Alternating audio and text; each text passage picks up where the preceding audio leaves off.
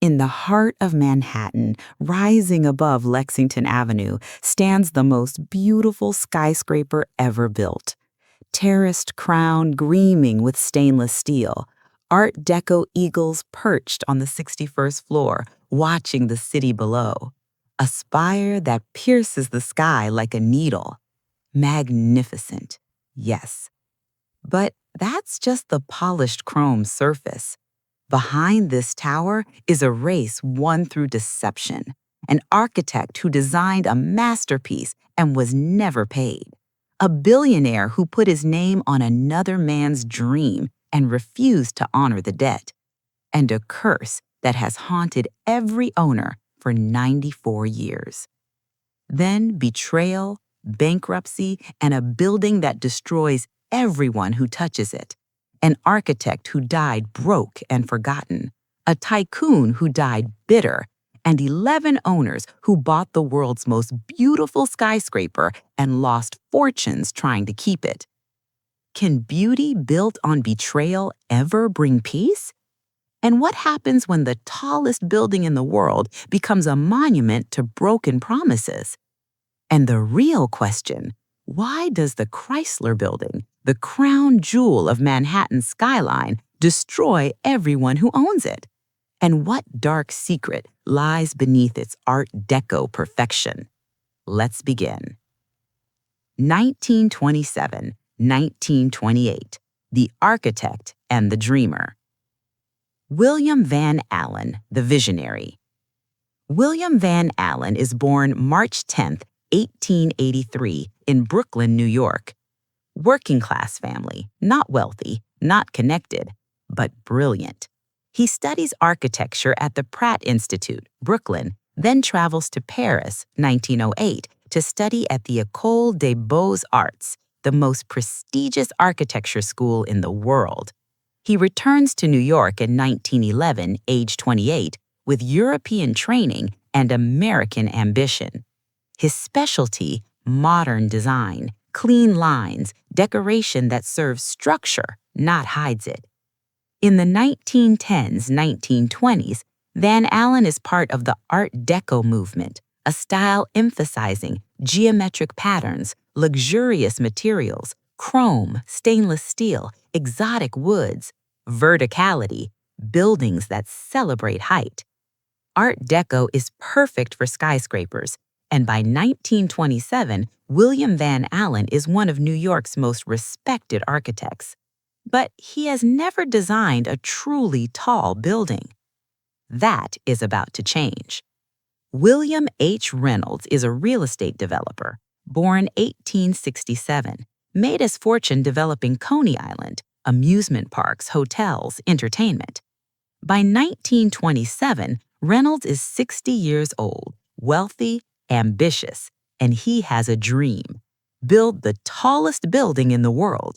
Not in Chicago, where tall buildings dominate, in New York City, on 42nd Street and Lexington Avenue, prime midtown location. Why the tallest? Because in the 1920s, height equals status.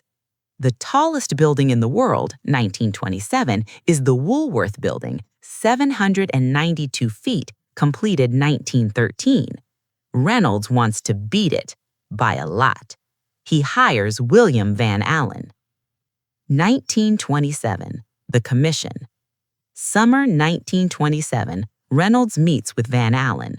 Reynolds: I want the tallest building in the world, Art Deco, stunning, something no one has ever seen. Can you do it? Van Alen: yes. Contract terms. Van Alen will design building, commission 6% of total construction cost, standard for architects. Reynolds will finance construction, completion target 2030. Van Alen begins designing. His vision, height 925 feet to beat Woolworth's 792 feet, style Art Deco, the most modern dramatic Art Deco skyscraper ever conceived. Crown, terraced with radiating steel arches like a sunburst. Details, eagle gargoyles, triangular windows, stainless steel cladding, brand new material, rarely used in 1927. Van Alen is designing his masterpiece. But Reynolds has a problem. 1928, the money runs out. By early 1928, Reynolds is running out of money. Why? The site is expensive. Prime midtown location costs millions. Construction costs are increasing. Labor costs increase. Reynolds underestimated budget. The stock market is volatile. 1928 is a boom year, but Reynolds is overextended, invested in too many projects. Reynolds realizes he cannot afford to build the building, but construction has already started, foundation work, site preparation. Reynolds needs a buyer fast. He finds one, Walter P. Chrysler. Walter Percy Chrysler is born April 2nd, 1875 in Kansas. He starts as a railroad mechanic, works his way up through American Locomotive Company, 1912 to 1916, Buick, part of General Motors, 1916 to 1919, and Chrysler Corporation, founded 1925. By 1928, Chrysler is one of America's wealthiest men. Chrysler Corporation rivals Ford and General Motors. Net worth? Roughly $50 million, roughly $900 million today. Age? 58. Personality? Ambitious, ruthless, image-obsessed. Chrysler wants a monument to himself. Not a mansion, he already has one. A skyscraper, the tallest building in the world, with his name on it. When Reynolds approaches him mid-1928, Chrysler sees opportunity. The deal, 1928. Terms: Chrysler buys project from Reynolds, exact price undisclosed, estimated $5 to $10 million. Chrysler becomes owner-developer. Van Alen remains architect. Contract transfers to Chrysler. Building will be called Chrysler Building, not Reynolds Building. Reynolds is out. He has lost millions. He will try to recover by developing other properties. He will fail. William H. Reynolds dies in 1931, 1 year after the Chrysler Building opens. He dies broke. But in 1928, Reynolds is just relieved to escape the project. Chrysler takes over and changes everything. 1928 to 1929, Chrysler's vanity project. Walter Chrysler doesn't just want a tall building, he wants a monument to Chrysler Corporation. Changes Chrysler demands. Number 1, the Eagle gargoyles. On the 61st floor, Chrysler orders enormous eagle gargoyles installed. These are not ordinary eagles. They are modeled after the hood ornaments on Chrysler cars. Each eagle, 15 feet tall, stainless steel, wings spread, fierce expression. Purpose? Brand the building. Every person who looks up sees Chrysler eagles. Number 2, the triangular windows. The Crown's triangular windows are designed to resemble Chrysler radiator caps. Again, branding. The building is a Chrysler advertisement. Number 3, obsessive involvement. Chrysler visits construction site daily or sends representatives. He approves every detail. Materials? Only the best. Stainless steel, African marble, exotic woods. Design? Insists on maximum drama. Speed? Wants it finished fast to beat competitors. Van Alen later says, Chrysler was a difficult client. He wanted perfection, he wanted speed, he wanted glory. He got all three, but he paid for none of it properly. 1928 to 1929, the height war begins. By late 1928, 3 skyscrapers are racing to be tallest in the world. 40 Wall Street, the Trump Building as now known. Client, Bank of Manhattan. Architect, H. Craig Severance. Severance is Van Alen's former partner. They worked together 1910s, then had a bitter split 1924. They hate each other. Now they're competing to build the tallest building. 40 Wall Street planned height 840 feet, later increased to 925 feet. Chrysler Building, client Walter Chrysler, architect William Van Alen, announced height 925 feet. Empire State Building, planned but not yet started, 1929, planned height 1,050 feet plus, will eventually be 1,250 feet. But Empire State is a year behind. The race is between Chrysler and 40 Wall Street. The public follows the race. Newspapers cover it daily. Which will be taller, Chrysler or 40? Van Alen versus Severance, former partners now bitter rivals. Race to the sky. New York's titans compete for height supremacy. The public is captivated, but they don't know Van Alen's secret. In early 1929, Van Alen makes a secret plan. He knows 40 Wall Street is planning 925 feet. Chrysler Building announced is also 925 feet. Whoever finishes first wins, but it will be close. Van Alen doesn't want close. He wants decisive victory. His plan? Build a secret spire inside the building, then reveal it at the last moment. The design. The spire, 185 feet tall, 56 meters, stainless steel, weighs 27 tons, 7 arched terraces tapering to a point, assembled in sections inside the building's fire shaft, hidden from view.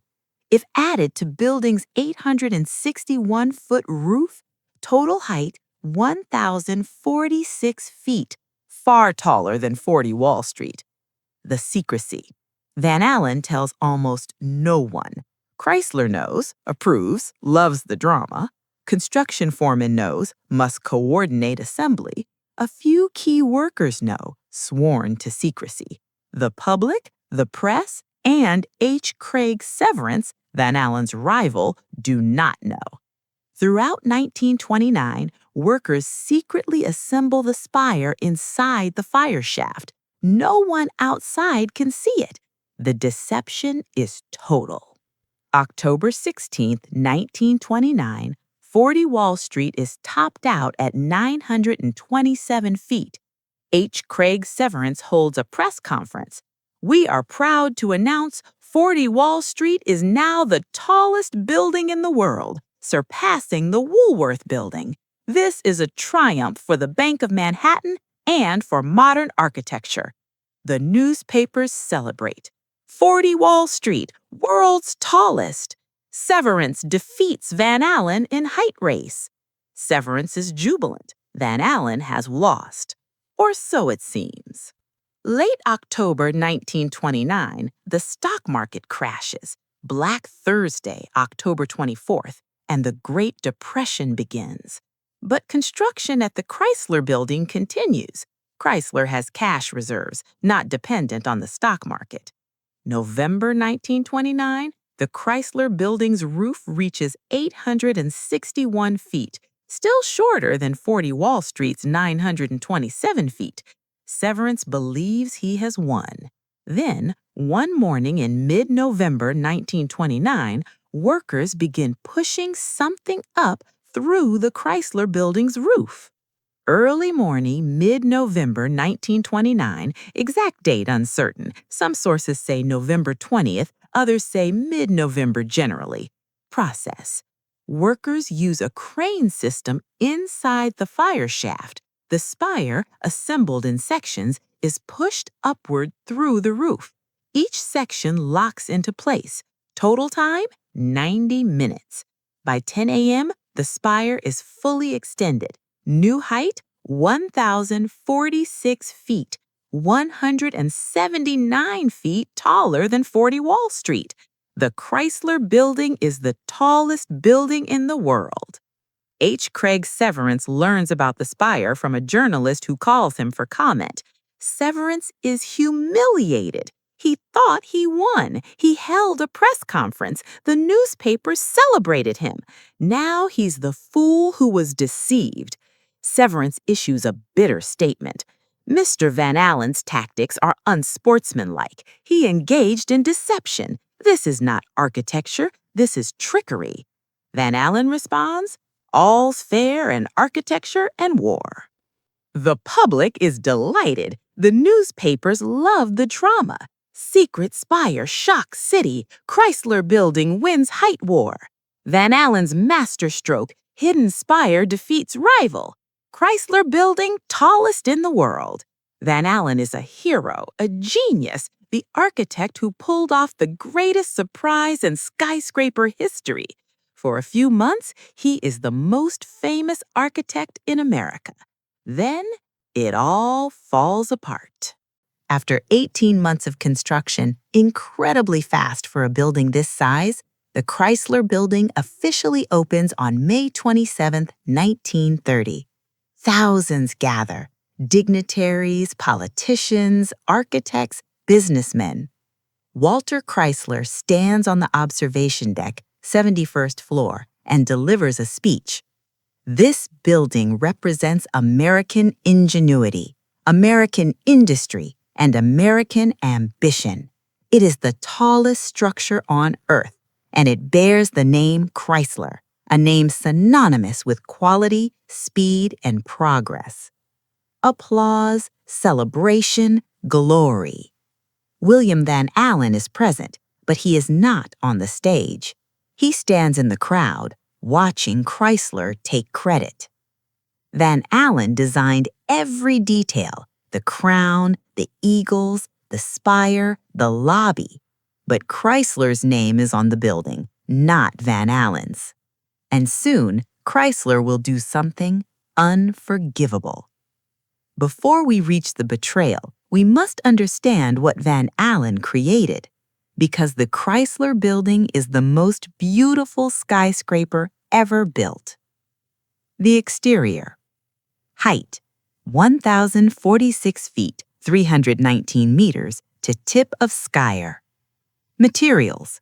Brick, facade, 3.8 million bricks.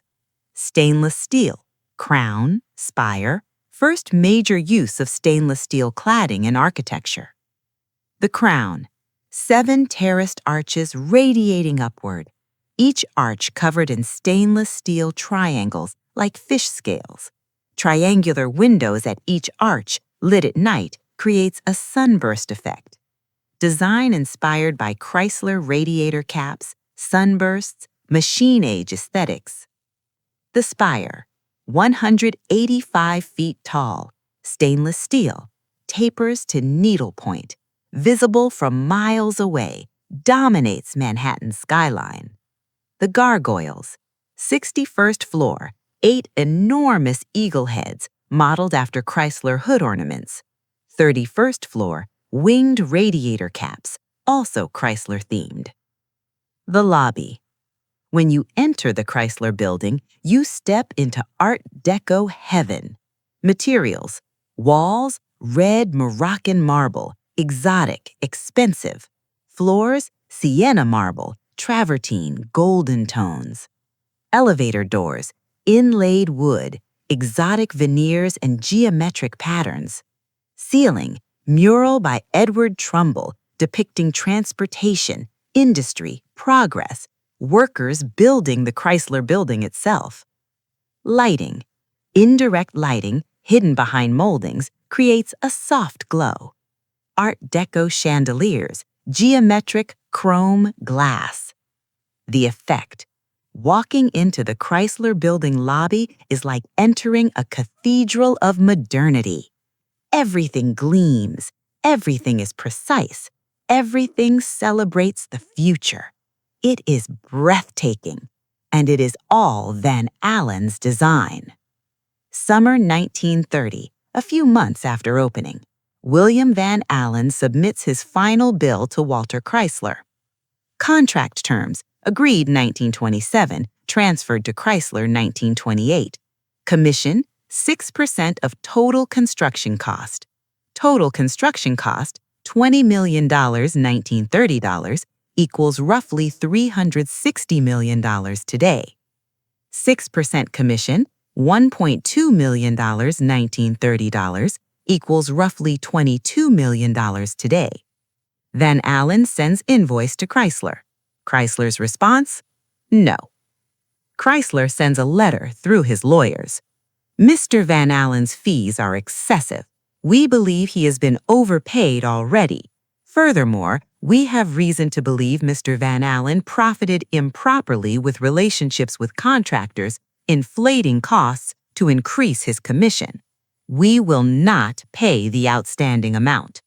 Translation: fees are excessive. I don't want to pay you. Profited improperly with relationships with contractors. I'm accusing you of corruption with no evidence. We will not pay. Go ahead and sue me. Van Alen is shocked. Publicly, Chrysler claims Van Alen's fees are too high. Van Alen took kickbacks from contractors. Unproven, likely false. Construction cost overruns were Van Alen's fault. Also false. Chrysler approved every expense. 1. Chrysler is cheap.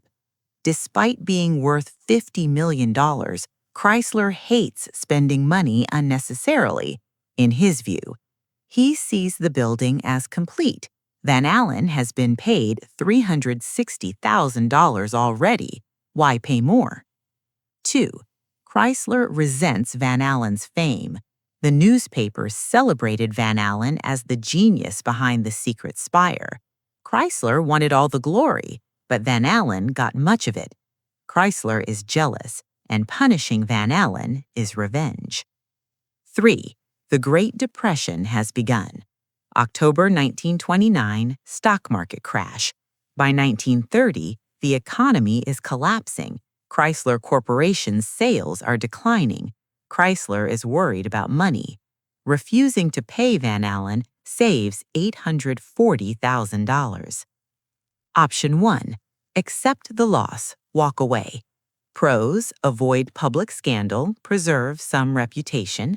Cons: lose $840,000, huge sum equivalent to $15 million today. Set precedent that architects can be cheated. Option 2. Sue Chrysler. Pros: might win, get paid. Cons: expensive legal battle, public scandal. Chrysler will smear Van Alen's reputation. Van Alen chooses option 2. He sues, and it destroys him. Fall 1930, Van Alen files lawsuit against Walter Chrysler in New York State Court. Claim: breach of contract. Chrysler owes $840,000. Chrysler's defense: Van Alen took bribes from contractors. Fees are excessive. Construction cost overruns were Van Alen's fault. Chrysler's legal team is massive, expensive, ruthless. Van Alen's legal team is small. He's paying for it himself, draining his savings. Chrysler doesn't just fight in court, he fights in the press. Chrysler's PR team plants stories. Architect accused of bribery in Chrysler Building construction. Van Alen profited improperly, claims Chrysler. Did Van Alen inflate costs to increase his fee? None of these accusations are proven, but they don't need to be. The damage is done. The architectural community reacts. Some architects support Van Alen. They know 6% commission is standard, but many wealthy clients fear scandal. They don't want to hire an architect accused of corruption. Van Alen is blacklisted. After 1930, Van Alen receives no major commissions. The case drags through the courts for 2 years, 1930 through 1932. Van Alen's savings are depleted. Legal fees are enormous. Chrysler can afford to fight forever. He has millions.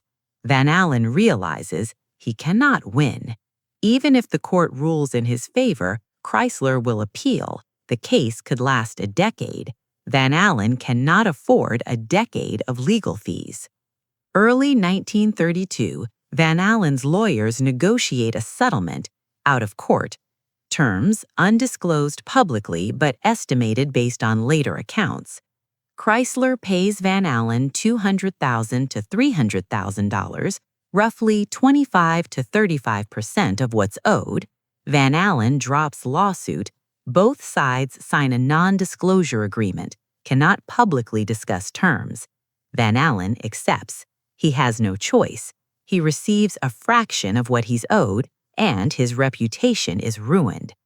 After the settlement, William Van Alen's career collapses. No more commissions. 1930 through 1932, during lawsuit, Van Alen receives no commissions. Clients avoid him.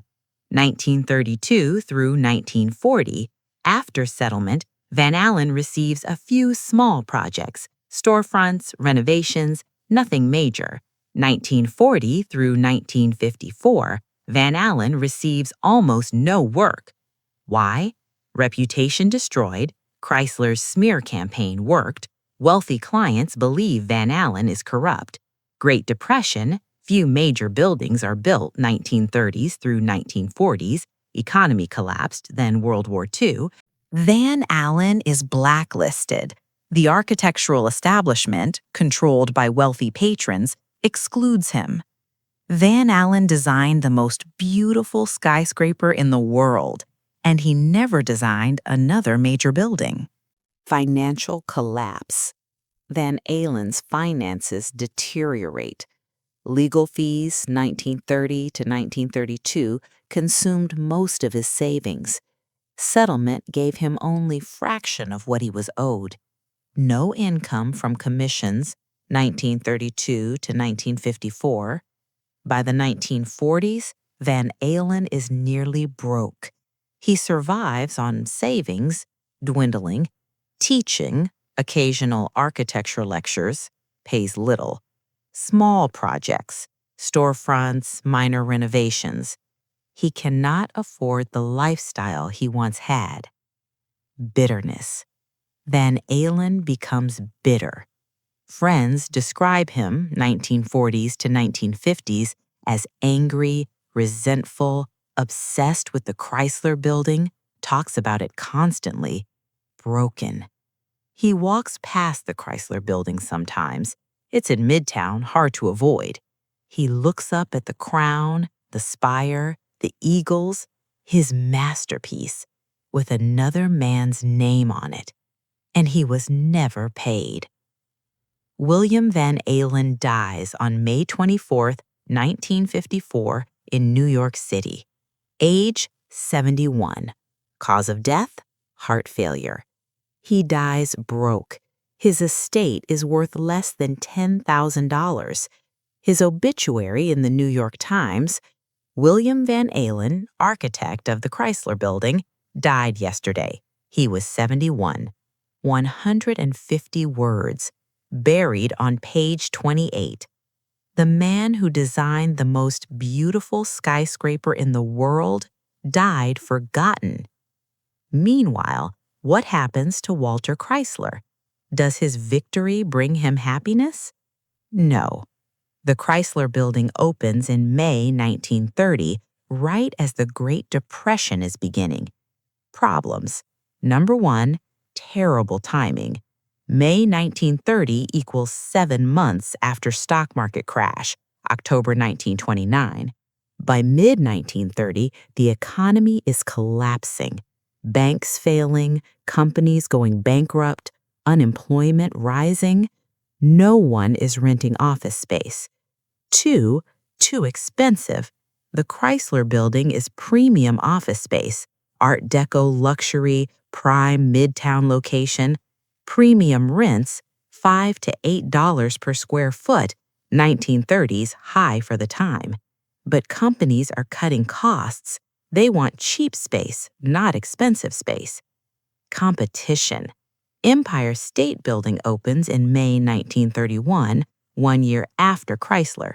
Empire is taller, 1,250 feet versus 1,046 feet, and has more rentable space, larger floors. Tenants prefer Empire State. Result? The Chrysler Building struggles to fill. 1930 to 1940, the building is only 50 to 70% occupied. Many floors sit empty. Chrysler loses money every year. Operating costs exceed rental income. You'd think the Chrysler Corporation, the car company, would occupy the building. They don't. Why? It's Walter Chrysler's personal vanity project, not a corporate asset. He owns it personally, not through the company. Chrysler Corporation has its own headquarters in Detroit, company HQ, factories are there. New York office space is expensive. Doesn't make business sense to move corporate operations there. Chrysler Corporation rents a few floors, 1930s, for New York sales office, but they are tenants, not owners. The building is Walter Chrysler's personal toy, and it's bleeding money. 1935, Chrysler retires from active management of Chrysler Corporation, age 60, health declining. 1937, Chrysler Corporation struggles, sales down, competition from Ford and GM intense. August 18, 1940, Walter Chrysler dies of a cerebral hemorrhage, stroke, age 65. He dies bitter. Friends and family say he regretted the fight with Alen, but never apologized. He was disappointed the building didn't make money. He was frustrated Chrysler Corporation was struggling. He never found the glory he sought. Chrysler built the tallest building in the world, put his name on it, won the height race, and none of it made him happy. After Walter Chrysler dies, 1940, his family inherits the building. They don't want it. Why? It loses money, costs more to operate than it generates in rent. It's a burden, requires constant management, maintenance. They need cash, estate taxes, other expenses. 1945, the Chrysler family sells the building for approximately $18 million, far less than the $20 million construction cost 15 years earlier. Buyer, Real Estate Investment Group. The Chrysler family is relieved to be rid of it. The building Walter Chrysler built as a monument to himself was abandoned by his own family 5 years after his death. In 1945, when the Chrysler family sells the building, they believe they're escaping a burden. They are, but whoever buys it inherits the curse. Buyer, Real Estate Investment Syndicate, multiple investors pooling money. Price, $18 million, less than the $20 million construction cost 15 years earlier. Why buy it? The investors believe post-World War II economic boom will fill the building, soldiers returning, businesses expanding. Prime Midtown location will attract premium tenants.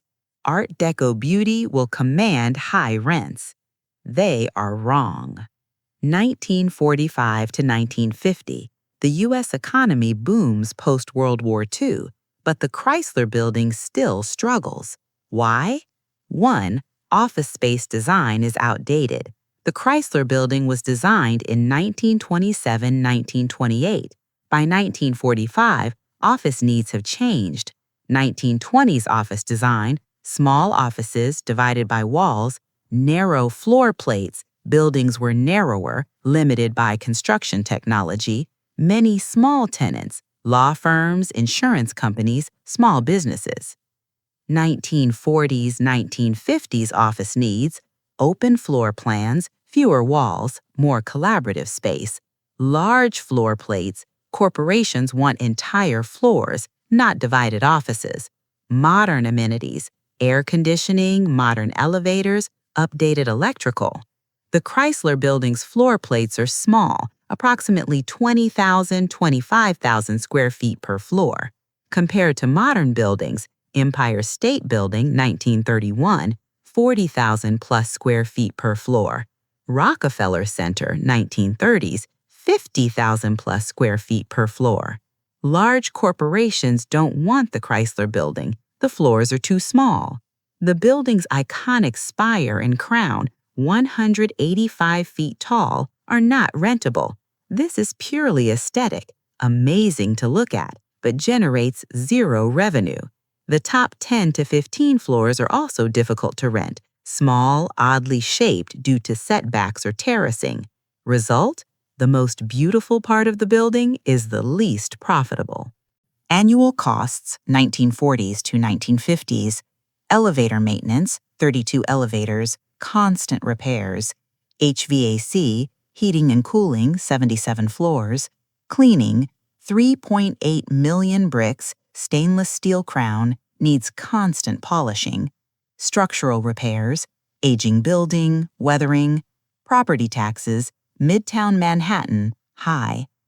Estimated annual cost, $2 to $3 million, 1940s to 1950s, equals roughly $30 to $40 million today. To break even, the building must be 85 to 90% occupied at premium rents. It never reaches that. Average occupancy 1945 to 1955, 60 to 75%. The building loses money every year. 1953, second owner. 1953, the investment syndicate sells to another real estate group. Price, $12 million, 33% less than they paid in 1945. Loss, $6 million in 8 years. Reason for sale? Unsustainable operating losses. The new owner inherits the same problems. In 1957, the Chrysler Corporation, the car company, moves its New York offices out of the Chrysler Building. They had been renting several floors since the 1930s. Now they leave. New location? They consolidate New York operations into smaller, cheaper offices elsewhere. Why leave? Rent is too high, Chrysler Corporation is struggling financially, why pay premium rent? They never owned the building anyway. Walter Chrysler owned it personally. Company was just a tenant. No sentimental attachment. Company wants to cut costs, not preserve Walter Chrysler's ego monument. The irony is profound. The Chrysler Building, built as a monument to Chrysler Corporation, is abandoned by Chrysler Corporation just 27 years after opening. The company that gave the building its name doesn't want to be there. Throughout the 1960s to 1970s, the Chrysler Building declines. Occupancy drops. 1960, approximately 65% occupied. 1970, approximately 50% occupied. 1975, approximately 45% occupied. Why? 1. Competition from modern towers. 1960s to 1970s, new skyscrapers are built. MetLife Building, 1963, 59 floors, modern, large floor plates. World Trade Center Twin Towers, 1973, 110 floors each, massive floor plates. Dozens of others. These buildings offer modern design, open floor plans, better amenities, central air conditioning, modern elevators, larger floor plates. Corporations want big spaces. The Chrysler Building can't compete. In the 1960s to 1970s, corporate headquarters begin moving, some to Lower Manhattan, World Trade Center area, some to Midtown West, newer buildings near Times Square, some to suburbs, cheaper land, parking, escape urban decay. 42nd Street and Lexington Avenue, Chrysler Building location, becomes less desirable. By the 1970s, the Chrysler Building is 40-plus years old. Problems? Elevators break frequently, 1930s technology, plumbing leaks, aging pipes, electrical systems inadequate, 1920s wiring can't handle modern office equipment, computers, copiers, etc. No central air conditioning, individual window units, ugly, inefficient. Tenants leave for newer buildings. The iconic crown, stainless steel, gleaming in 1930, has tarnished by the 1970s. Why? Stainless steel doesn't rust, but it does oxidize, reacts with air pollution. New York City air, 1960s, 1970s, is heavily polluted. Cars, factories, coal heating. The crown turns dull gray, not shiny. The building's signature feature looks shabby. The building changes hands multiple times in the 1970s. 1961, sold, new ownership group. 1975, sold again, another ownership group. Each owner buys hoping to turn it profitable, fails, sells at a loss or a minimal gain. The pattern continues. 1976, the Chrysler Corporation, car company, considers buying the Chrysler Building. Why? Nostalgia/PR. It's embarrassing that Chrysler Corporation doesn't own the Chrysler Building. Good PR move to reclaim it. Possible corporate headquarters. Some executives suggest moving corporate HQ from Detroit to New York. Chrysler Corporation makes an offer to the current owner. The owner's asking price, $35 to $40 million. Chrysler Corporation's offer, $20 to $25 million. Negotiation fails. Deal collapses. Chrysler Corporation walks away. Why? Even Chrysler Corporation, the company that bears the building's name, realizes the building is a bad investment. It costs too much to maintain, it's too hard to rent, it will never be profitable. Chrysler Corporation decides, we don't want it. The company Walter Chrysler founded rejects the building he built as his monument. 1978, real estate developer Jack Kent Cooke buys the building. Cooke's strategy, restore the building, make it beautiful again, attract premium tenants, law firms, financial companies, raise rents, leverage the building's iconic status. Cooke invests millions in restoration. 1. Clean the crown. Hire specialists to clean the stainless steel crown. Process? Workers rappel down from roof. Use special chemical cleaners, remove oxidation. Polish by hand. Dangerous, time-consuming. Cost? $1 million plus. Result? The crown gleams again, like it did in 1930. Restore Edward Trumbull's ceiling mural, repair water damage, repaint, clean marble walls, red Moroccan marble polished, restore elevator doors, refinish wood inlay, install new lighting, highlight Art Deco details. Cost? $2 million plus. Result? The lobby is stunning again. Install central air conditioning, replace window units, modernize elevators, upgrade to 1970s technology, rewire electrical, increase capacity for modern office equipment, repair plumbing, replace aging pipes. Cost? $10 million plus. Total restoration cost, 1978 to 1985, $15 to $20 million. By the mid-1980s, the Chrysler Building is beautiful again. The crown gleams, the lobby dazzles, the systems work. Occupancy increases. 1980, 55%. 1985, 75%. 1990, 85%. Cooke's strategy works. Sort of. But, problem 1, restoration costs $15 to $20 million, takes years to recoup through higher rents. Problem 2, maintenance costs remain high. Cleaning the crown alone costs $100,000 plus per year. Problem 3, the building still has small floor plates. Can't fix that without rebuilding. Impossible. Cooke breaks even. He doesn't profit significantly. 1997, real estate giant Tishman Spire buys the Chrysler Building, along with adjacent land. Price? $220 million, building plus land. Tishman Spire is one of the largest, most sophisticated real estate companies in the world.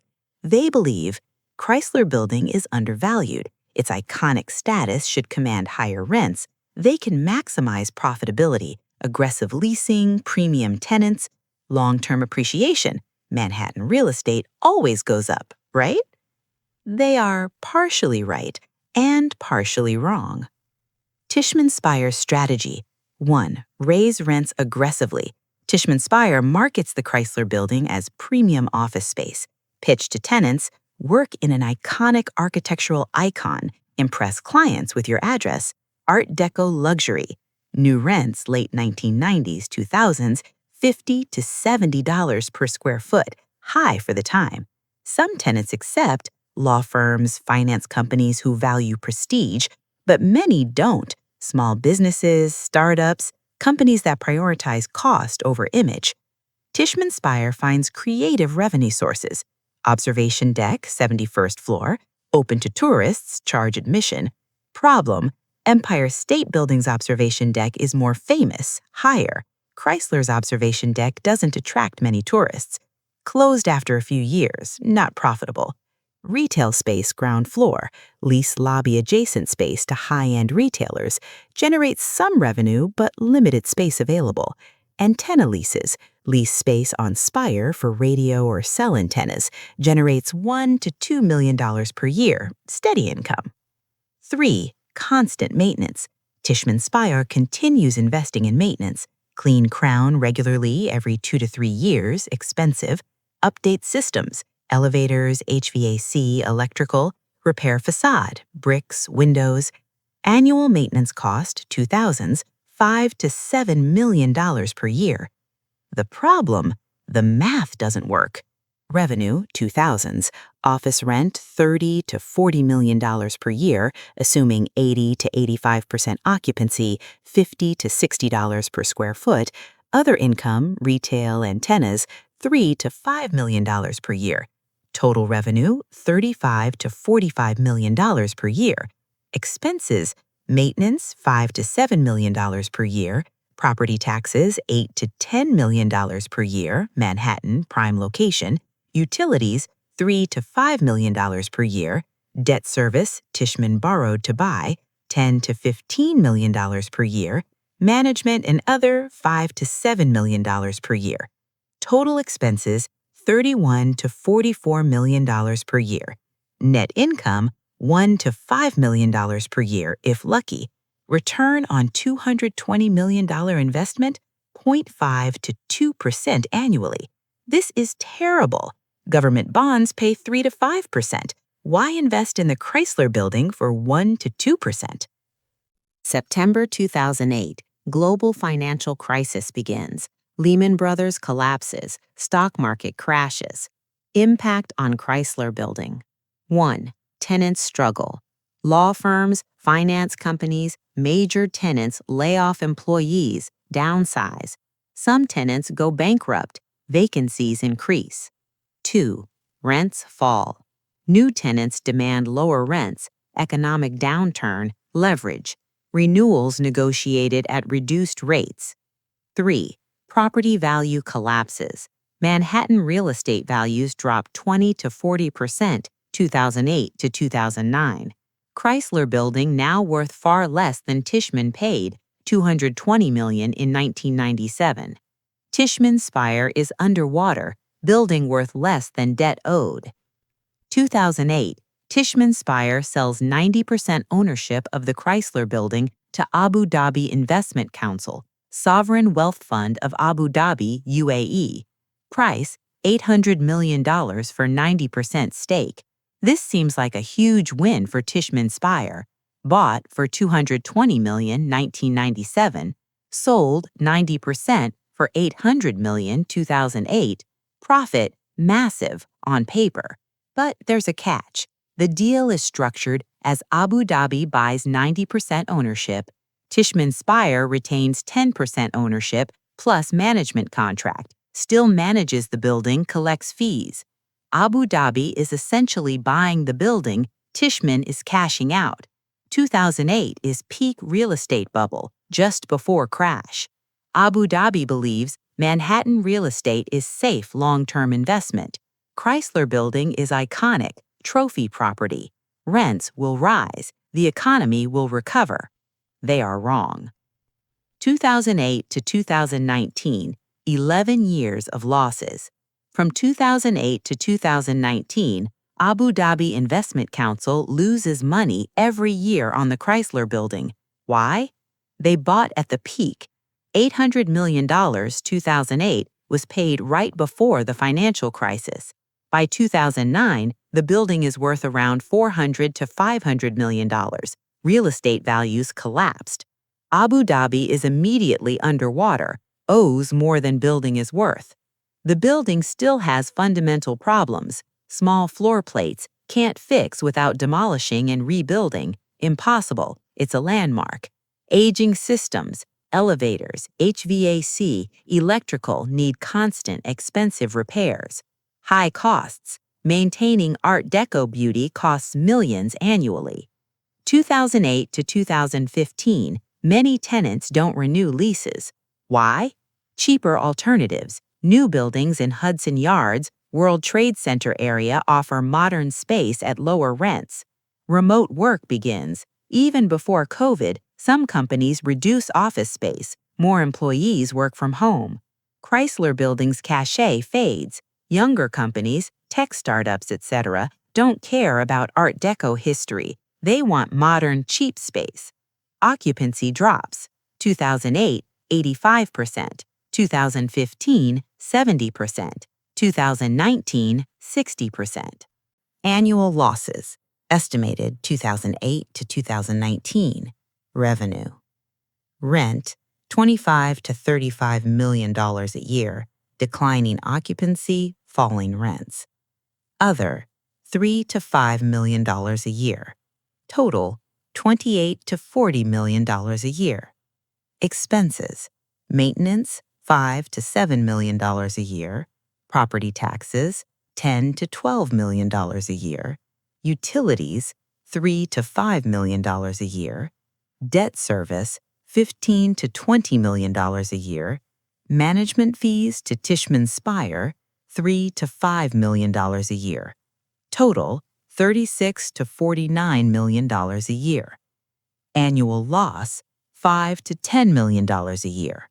Over 11 years, $55 to $110 million in cumulative losses. Plus, the building's value continues falling. Manhattan office real estate struggles post-2008. 2019, Abu Dhabi sells at massive loss. March 2019, Abu Dhabi Investment Council sells the Chrysler Building. Buyer, RFR Holding, Austrian real estate company, plus Signa Holding, Austrian investment firm. Price, $151 million.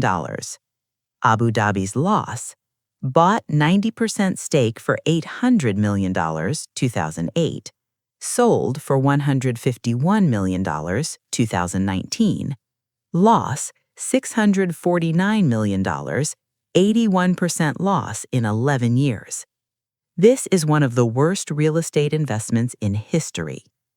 Why did the Chrysler Building sell for only $151 million? Factors. 1. The sale excludes the land.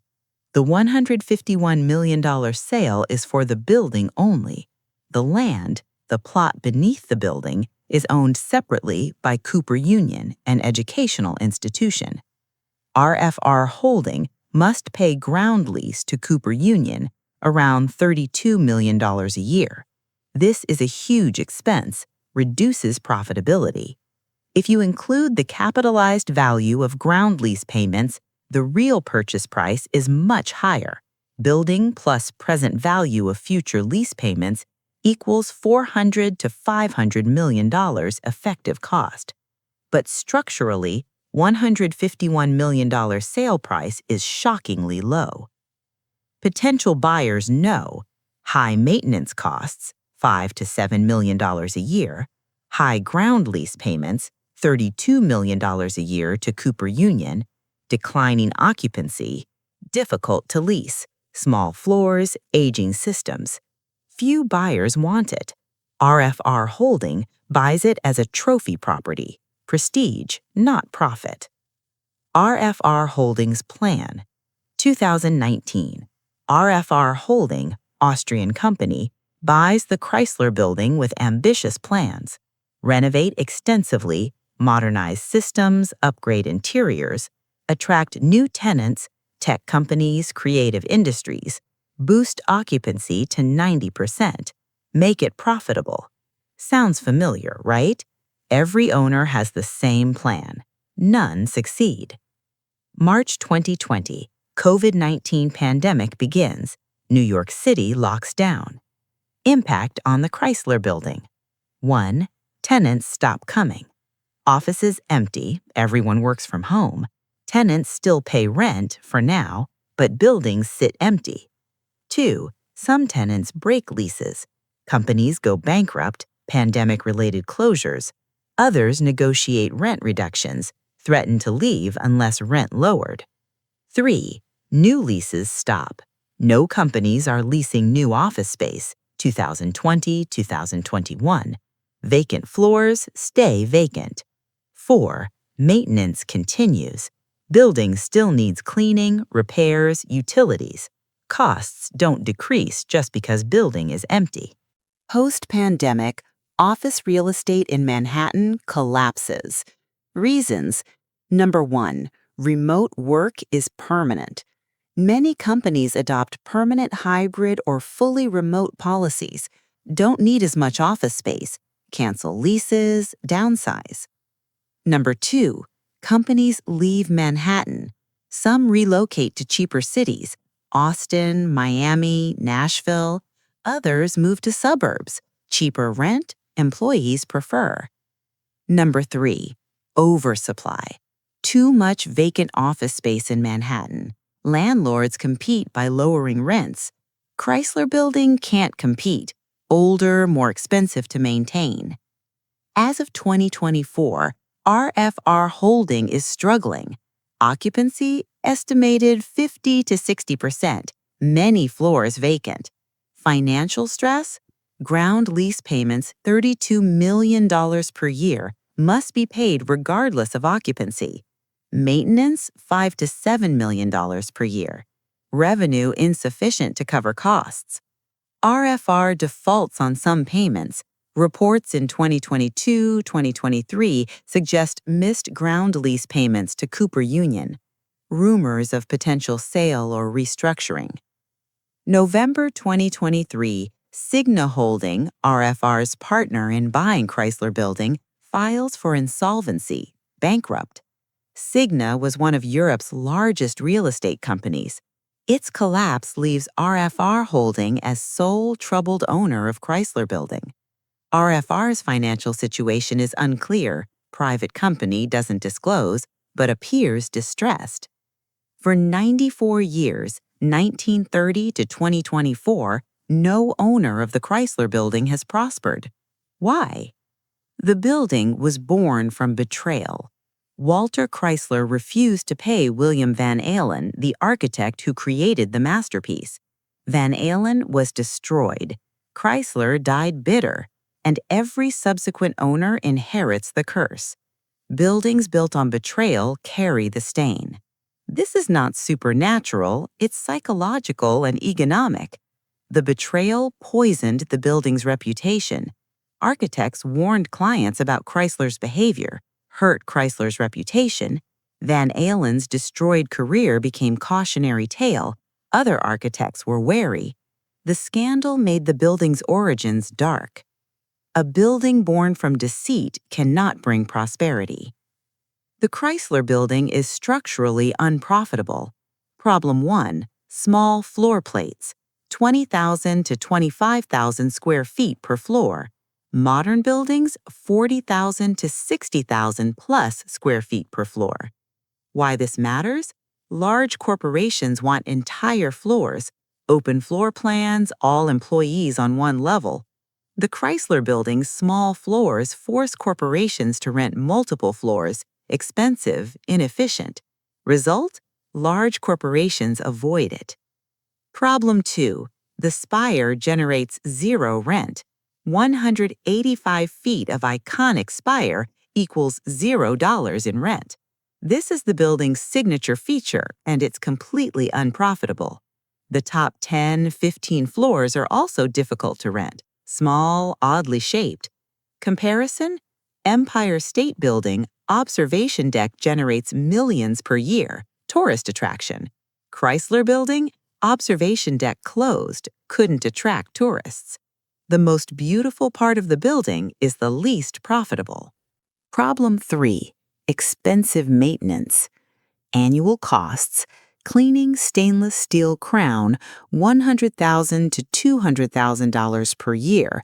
Specialists rappel down, polish by hand. Marble maintenance, lobby, $50,000 to $100,000 per year. Elevator repairs, 32 elevators, 1930s technology, $500,000 to $1 million per year. HVAC, electrical, and plumbing, $2 to $3 million per year. Property taxes, $10 to $12 million per year. Ground lease since 2019, $32 million per year. Total, $45 to $50 million in fixed costs. To break even, must generate $50 million per year in rent, requires 90% plus occupancy at $60 to $70 per square foot. Reality, 50 to 70% occupancy at $40 to $50 per square foot. The math doesn't work, never has, never will. Problem 4, landmark status. 1976, Chrysler Building designated New York City landmark, protected status. This sounds good, it's not. Landmark status means cannot demolish, building is protected, can't tear down and rebuild, cannot significantly alter exterior, can't modernize facade, add floors, change crown, cannot convert to residential, some office buildings convert to apartments, not allowed for landmarks. Result? The building is frozen in 1930 design, can't fix the small floor plates, can't modernize the exterior, can't adapt to market needs. Landmark status preserves beauty but kills profitability. The Chrysler Building faces impossible competition. Empire State Building, 1931, taller, 1,250 feet versus 1,046 feet, larger floors, 40,000 plus square feet versus 20,000 square feet, better observation deck, more famous, higher, attracts tourists. Result? Empire always outcompetes Chrysler. Modern competition, Hudson Yards, 2010s, 2020s, brand new towers, massive floor plates, 60,000 plus square feet, state-of-the-art systems, energy-efficient, smart building tech. Result? Modern companies choose Hudson Yards over Chrysler. One World Trade Center, 2014, tallest building in Western Hemisphere, modern design, huge floors, symbolic importance, rebuilt after 9/11. Result? Premium tenants choose WTC over Chrysler. Not tall enough, many taller buildings now. Not modern enough, 1930 design. Not large enough, small floors. Not cheap enough, expensive to maintain equals high rents. It falls into a gap, too old to compete with modern towers, too expensive to compete on price. The Chrysler Building is the most beautiful skyscraper ever built. And that's the problem. Beauty costs money. Maintaining Art Deco details, expensive. Cleaning stainless steel crown, expensive. Preserving marble lobby, expensive. Landmark status, protect beauty, limits profitability. But beauty doesn't pay rent. Corporations don't choose office space because it's beautiful. They choose based on cost, rent per square foot, size, floor plate size, location, access to transit, clients, amenities, modern systems, conference facilities. Beauty is fifth priority, maybe. The Chrysler Building optimized for beauty, 1920s Art Deco masterpiece, but modern office market optimizes for efficiency. Beauty versus efficiency equals beauty loses. Here is every owner of the Chrysler Building since completion. 1930 to 1945, Walter Chrysler. Bought project 1928, building opened 1930, lost money every year, died bitter 1940, family sold immediately 1945. 1945 to 1953, investment syndicate number 1. Lost money, sold 1953 at a loss. 1953 to 1961, investment group number 2. Struggled, sold 1961. 1961 to 1975, various owners, multiple sales, records unclear, frequent turnover. No one prospered. 1975 to 1978, owner, name unclear, sold to Jack Kent Cooke. 1978 to 1997, Jack Kent Cooke, invested 15 to 20 million in restoration, broke even barely, sold 1997. 1997 to 2008, Tishman Spire, bought 220 million, sold 90% for 800 million, 2008.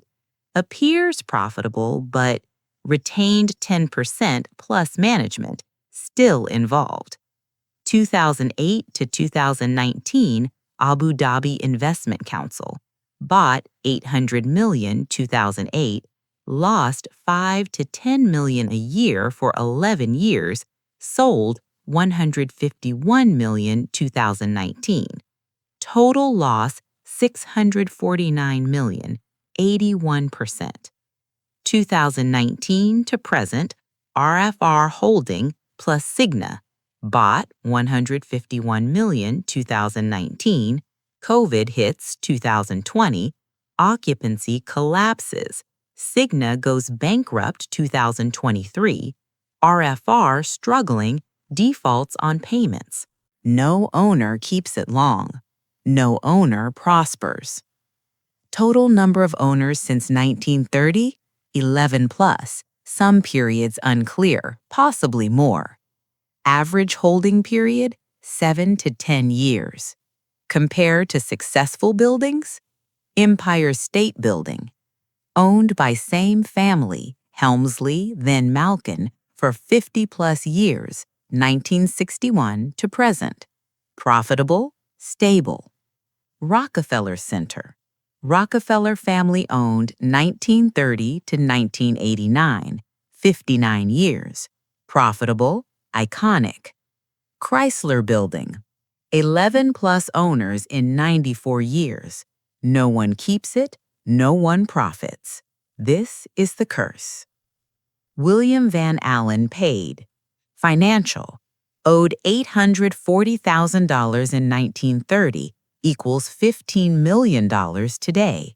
Received approximately $200,000 to $300,000 in settlement, equals lost $500,000 plus, equals $9 million today.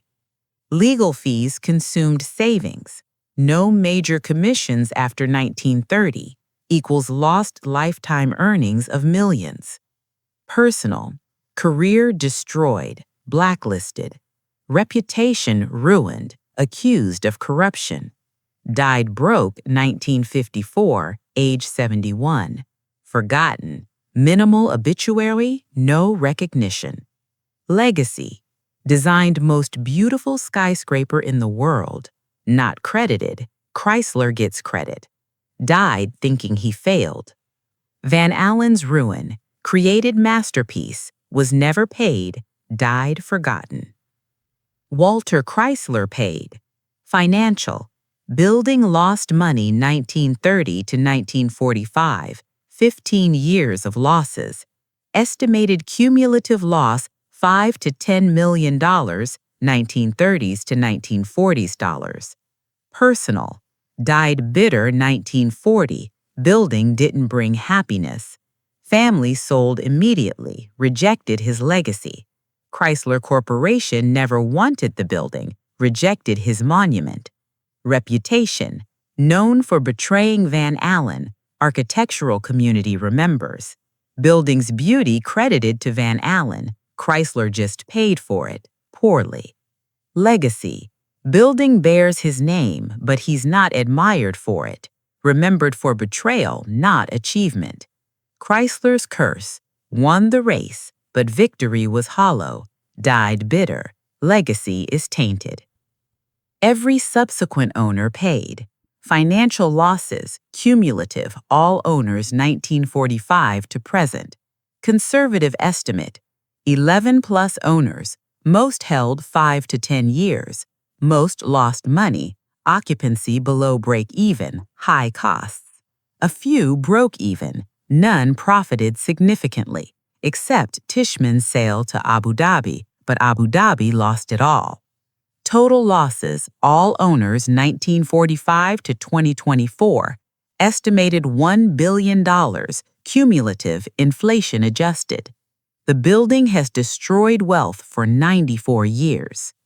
The lesson, beauty built on betrayal. The Chrysler Building teaches, Lesson 1, Betrayal curses. Buildings born from betrayal carry the stain. Van Alen was betrayed. His masterpiece became his curse. Every owner inherits that curse, not supernaturally, economically. The betrayal made the building structurally unprofitable. Small floors, Van Alen couldn't redesign, Chrysler rushed completion.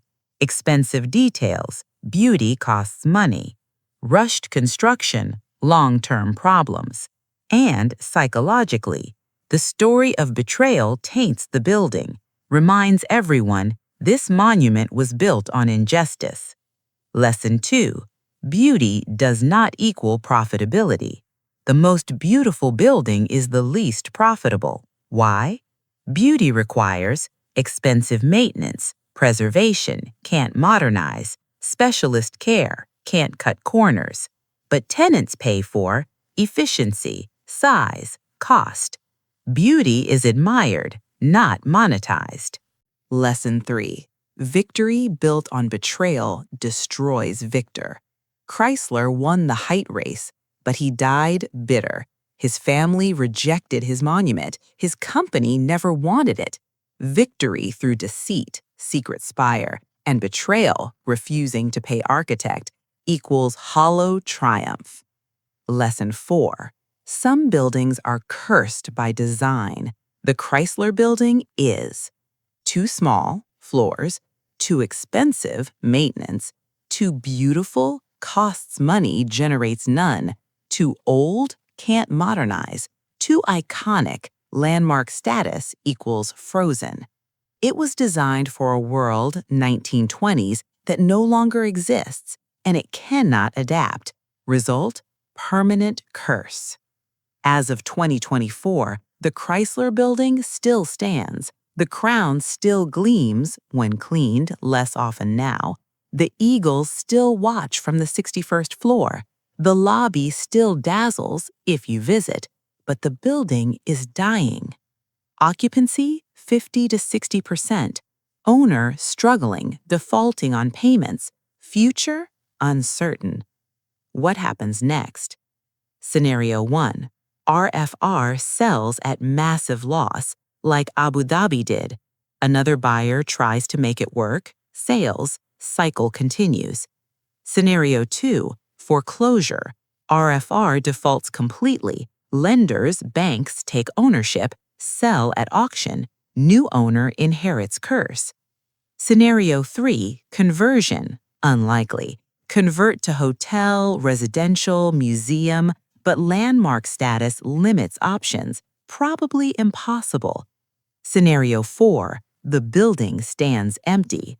Occupancy drops to 30%, 20%, 10%, becomes too expensive to maintain, sits vacant like many post-pandemic office buildings, slowly decays. The Chrysler Building was built to be the tallest, lost to Empire State in 1 year. A monument to Chrysler. Chrysler Corporation never wanted it. A profitable investment, lost money for 94 years. A permanent legacy, might not survive another 94 years. Every goal failed. The final truth. William Van Alen designed the most beautiful skyscraper ever built, and he was never paid. Walter Chrysler put his name on it, and he died bitter. 11 owners tried to profit from it. All failed. The Chrysler Building is proof. Beauty built on betrayal curses everyone. Victory through deception is hollow. And some buildings, no matter how magnificent, are haunted by their origins. The crown still gleams, but beneath the Art Deco perfection is a foundation of broken promises, and that foundation will never hold. If you enjoyed this investigation into architectural masterpieces, battles for supremacy, and the buildings cursed by betrayal, please like this video and subscribe to the channel. Your support makes these detailed stories possible. Tell me in the comments, should the Chrysler Building be converted to something else or preserved as is, even if unprofitable? Empire State Building, why it succeeded where Chrysler failed. Woolworth Building, the Gothic skyscraper that went broke. Brooklyn Bridge, the bridge that killed its designer. Tesla Tower, Nikola Tesla's abandoned dream in Long Island. These aren't just buildings, they're monuments to ambition, betrayal, and the price of beauty. Every tower has its curse. Every victory has its cost. The Chrysler Building won the race to the sky, and everyone who touched it paid the price. Thank you for watching. I'll see you in the next investigation.